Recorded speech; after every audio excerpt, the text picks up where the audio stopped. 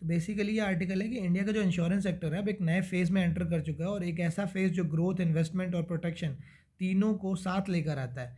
Parliament ने clear कर दिया है कि सबका बीमा सबकी रक्षा बिल 2025 में, इस बिल के साथ इंडिया के इंश्योरेंस सेक्टर में अब 100% एफडीआई अलाउड है। ये सिर्फ एक पॉलिसी चेंज नहीं है, बल्कि ये एक लैंडमार्क डिसीजन है जो पूरे इंश्योरेंस इंडस्ट्री के फ्यूचर को रीडिफाइन करने वाला है। अब यहाँ पर गवर्नमेंट का क्या विज़न है? गवर्नमेंट का विज़न क्लियर है कि एक स्ट्रॉन्गर, सेफर और मोर कॉम्पिटिटिव इंश्योरेंस इकोसिस्टम को बनाना। वो कैसे बनाएंगे? ये अट्रैक्ट करेंगे न्यू इंश्योरर्स को। 100% एफडीआई का मतलब है कि ग्लोबल इंश्योरेंस कंपनीज का इंडिया में आना, जिसका मतलब है ज़्यादा कंपटीशन होगा।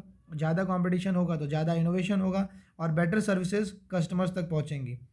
मार्केट बड़ा होगा तो ब्रोकर, एजेंट्स और अलाइड सर्विसेज प्रोवाइडर्स के लिए भी एक नई अपॉर्चुनिटीज़ होगी।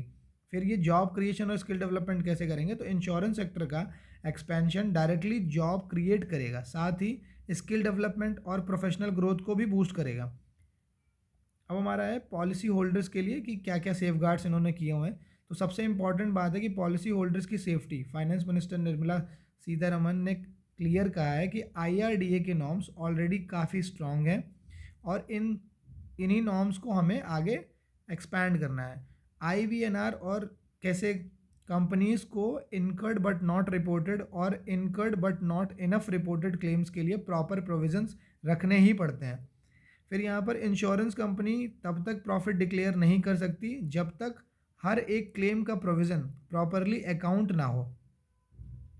अब यहाँ पे क्या है कि ये बिल बिना सोचे समझे पास नहीं हुआ है। नवंबर 2024 से ही स्टेट्स, यूनियन टेरिटरीज और रेगुलेटर्स और पब्लिक से फीडबैक लिया गया था, जिसमें कि 13,000 से ऊपर रिस्पॉन्सेज आए थे। मतलब डिसीजन एक डिटेल्ड, डॉक्यूमेंटेड और कंसल्टेटिव प्रोसेस के बाद लिया गया है। अब यहाँ पर जो एम्प्लॉयमेंट है, एम्प्लॉयमेंट कंसर्न्स क्या होंगे? कुछ लोगों को लगा कि जॉब्स कम हो जाएंगी, पर सच बिल्कुल उल्टा है। स्ट्रॉन्गर मार्केट का मतलब होता है ज़्यादा अपॉर्चुनिटीज़। ज़्यादा अपॉर्चुनिटीज़ का मतलब होता है ज़्यादा प्रोडक्ट, और ज़्यादा प्रोडक्ट का मतलब होता है कि कस्टमर जो रीच होती है वो बढ़ जाती है। और लास्ट 10 सालों में इंश्योरेंस प्रोफेशनल्स ऑलमोस्ट 3 गुना हो चुके हैं। 30 लाख से बढ़कर 88 लाख हो चुके हैं। अब ये हमारा जो ग्रोथ है वो देखने को मिल रही है यहाँ पे कि कैसे 30 लाख से बढ़कर 88 लाख हो चुके हैं। अब यहाँ पर जन सुरक्षा स्कीम क्या है? जैसे गवर्नमेंट स्कीम्स ने भी इंश्योरेंस पेनिट्रेशन को मास लेवल पर पुश किया है। जैसे जन सुरक्षा स्कीम्स के अंडर 81 करोड़ से ज़्यादा लोग इंश्योरेंस प्रोटेक्शन के दायरे में हैं, और 23,440 करोड़ के क्लेम सक्सेसफुली सेटल किए जा चुके हैं। ये सिर्फ नंबर्स नहीं है, ये रियल सपोर्ट है।